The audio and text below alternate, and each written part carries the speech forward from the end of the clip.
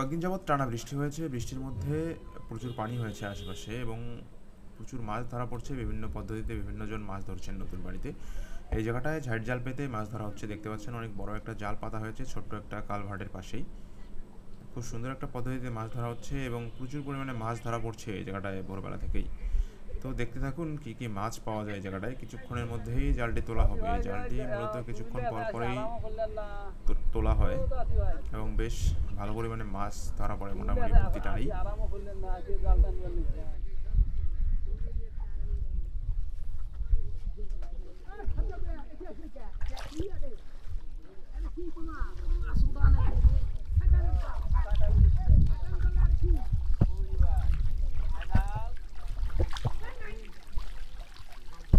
Tilapia উঠছে না?